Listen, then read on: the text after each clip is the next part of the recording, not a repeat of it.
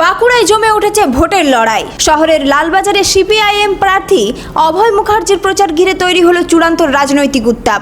লাল পতাকার মিছিল, স্লোগানে মুখর রাস্তাঘাট, সব মিলিয়ে নজর কেড়েছে এই প্রচার।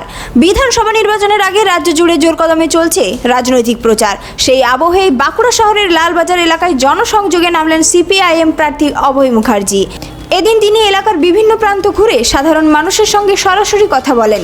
স্থানীয় বাসিন্দাদের কাছে গিয়ে তাদের সমস্যার কথা শোনেন। কর্মসংস্থান সহ একাধিক গুরুত্বপূর্ণ বিষয় উঠে আসে আলোচনায়। রাস্তার অবস্থা, পানীয় জল, কর্মসংস্থান সহ একাধিক গুরুত্বপূর্ণ বিষয়ে উঠে আসে আলোচনায়।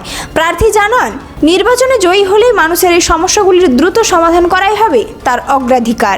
প্রচারে তার সঙ্গে ছিলেন দলের বহু কর্মী সমর্থক। লাল পতাকা হাতে মিছিল নিয়ে এগিয়ে যায় লালবাজারের ব্যস্ত রাস্তায়। স্লোগানে মুখর হয়ে ওঠে গোটা এলাকা, আর সেই দৃশ্য দেখতে থমকে দাঁড়ান অনেক সাধারণ মানুষও। স্থানীয়দের মধ্যে এদিন যথেষ্ট উৎসাহ দেখা যায়। অনেকে সামনে এসে প্রার্থীর সঙ্গে কথা বলেন এবং নিজেদের দাবি দাবা তুলে ধরেন। সব মিলিয়ে বাঁকুড়ার এবার নির্বাচনী প্রচার ক্রমশ জোর পাচ্ছে। প্রতিটি দলই জনসংযোগের জোর দিচ্ছে।